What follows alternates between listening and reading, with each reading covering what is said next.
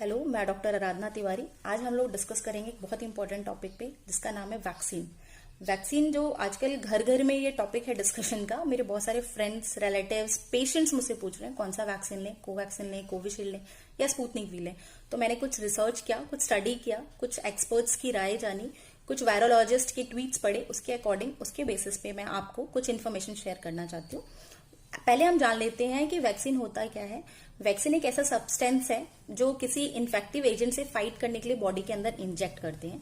वो बॉडी के अंदर जाके उसके अगेंस्ट जो भी इंजेक्ट किया है वैक्सीन, उसके अगेंस्ट एंटीबॉडीज बनाता है और नेक्स्ट टाइम जब एक्चुअल में वो इन्फेक्शन होता है तो वो बैटल होता है और प्रॉब्लम सॉर्ट आउट होती है। मीन्स जो भी जिस चीज का भी इन्फेक्शन है वो नहीं होने देता बॉडी के अंदर ज्यादा। तो हम लेते हैं कोरोना वायरस का एग्जाम्पल। पहले लेते हैं Covaxin. Covaxin pure Indian vaccine है जो भारत बायोटेक द्वारा मैन्युफैक्चरिंग हुआ है। कोवैक्सीन में कोरोना वायरस का ही डेड फॉर्म लेते हैं, उसको ही बॉडी के अंदर इंजेक्ट करते हैं, बॉडी में जाता है, एंटीबॉडीज बनती है। हमारे इम्यून सिस्टम में कुछ मेमोरी सेल्स भी रहते हैं जिसकी मेमोरी में फीड होता है कि एंटीजन पहले से हमारी बॉडी में अवेलेबल है। तो एंटीबॉडीज पहले से डेवलप है, तो नेक्स्ट टाइम अगर जब भी हमारी बॉडी में एक्चुअल में कोरोना वायरस का इन्फेक्शन हुआ तो वो उससे लड़ने के लिए, बैटल करने के लिए, फाइट करने के लिए रेडी रहेंगे और उसको हरा देंगे और बीमारी की सीवियरिटी नहीं बढ़ेगी। हॉस्पिटलाइजेशन होने के चांसेस बहुत ही कम हो जाएंगे। ये कोवैक्सीन में है। कोविशील्ड और स्पुतनिक वी दोनों वेक्टर वैक्सीन है। वेक्टर मीन्स व्हीकल वैक्सीन है। इसमें vehicle as a vehicle adenovirus use करते हैं। एडिनो वायरस जो चिंपैंजीज में मिलता है, बहुत हार्मलेस वायरस है। उस एडिनो वायरस को लेकर के उसके अंदर कोरोना के प्रोटीन्स को, जेनेटिक मटेरियल को इंसर्ट करते हैं और एज अ वैक्सीन हमारी बॉडी में इंसर्ट कर देते हैं। बट डिफरेंस दोनों में क्या है? कोविशील्ड में सेम वेक्टर यूज करते हैं दोनों डोज में, पहला और सेकेंड डोज दोनों में सेम वेक्टर होते हैं। बट स्पुतनिक वी पहला और सेकेंड दोनों डोज में डिफरेंट वेक्टर यूज करते हैं। कोविशील्ड में पहला वेक्टर, सपोज मैं एग्जांपल देती हूँ, यूज किया बस। उन लोगों ने बस के अंदर कोरोना वायरस के प्रोटीन्स इंसर्ट किए और हमारी बॉडी में इंजेक्ट कर दिया। बस गया हमारी बॉडी के अंदर, हमारी बॉडी ने बस के अगेंस्ट और कोरोना वायरस के अगेंस्ट एंटीबॉडीज बना दी। ठीक है, एंटीबॉडीज बन गई। बट हम नहीं चाहते थे कि बस के अगेंस्ट भी बने क्योंकि वो हमारा वेक्टर है, बट बन गई। नेक्स्ट टाइम 4 हफ्ते बाद फिर हमारी बॉडी के अंदर दूसरा डोज लिया कोविशील्ड का, सेम बस आई। बट बस जैसी बॉडी में एंट्री करती है उसको एक एंट्री करते हैं क्योंकि बस के अगेंस्ट भी बस के अगेंस्ट भी हमारी एंटीबॉडीज बनी है बॉडी के अंदर, तो बस को तो वहीं रोक दिया, लेकिन कोरोना वायरस से फाइट करने लगे। बट ये स्पुतनिक वी में नहीं होता है। सेम अगर हमने ये डोज का डिफरेंस गैप ज्यादा लिया, 10 से 12 हफ्ते का गैप लिया, तो जो बस के अगेंस्ट भी एंटीबॉडीज बनी है उसका इफेक्ट कम हो जाता है और एफिकेसी रेट बढ़ जाता है। इसीलिए कहा जाता है कोविशील्ड में गैप आप अगर 10 से 12 हफ्ते का लेंगे तो एफिकेसी रेट बढ़ जाएगा, जो 81% तक हो जाएगा। बट अगर आपने 4 से 5 हफ्ते के गैप पे लिया तो उसका एफिकेसी रेट 51% से 60% पे रह जाएगा। स्पुतनिक वी में उन लोगों ने पहला वेक्टर सपोज बस लिया, बस के थ्रू गया, बट सेकंड वेक्टर उन लोगों ने ट्रेन लिया या कार लिया। तो इसलिए क्योंकि बॉडी में बस के अगेंस्ट को एंटीबॉडीज बनी है, ट्रेन और कार के, तो नेक्स्ट टाइम वो रुकेगा नहीं, तो इसीलिए उसका एफिकेसी रेट 91% है। बट इसका मतलब ये नहीं है कि ये ज्यादा अच्छा, ये खराब है।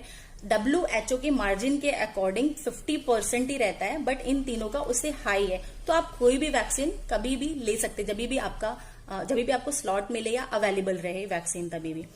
हाँ, कुछ चीजों का ध्यान रखना है वैक्सीन लेते समय।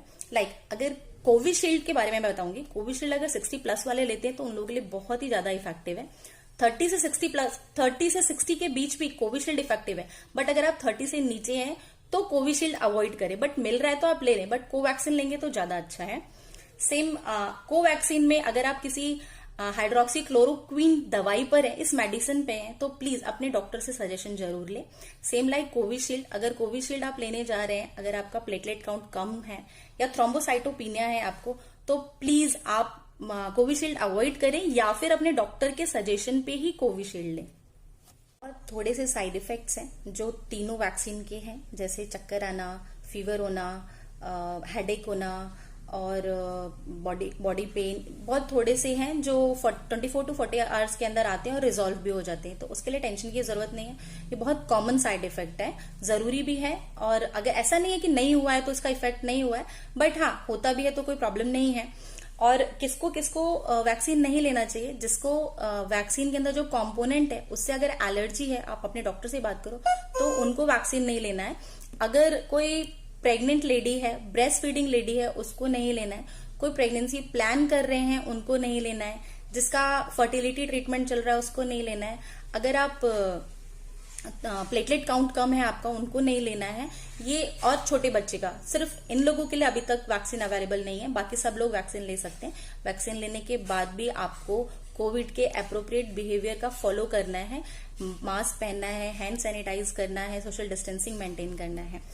और कुछ लोग ऐसे भी हैं जो बोल रहे हैं, कुछ मिथ है कि क्या प्रेग्नेंट जो मेंसेस में लेडीज हैं वो ले सकते नहीं। यस, पीरियड में आप first day, second day, third day, fourth day, किसी भी डे आप ले सकते हैं, कोई प्रॉब्लम नहीं है, बिल्कुल सेफ है वैक्सीन।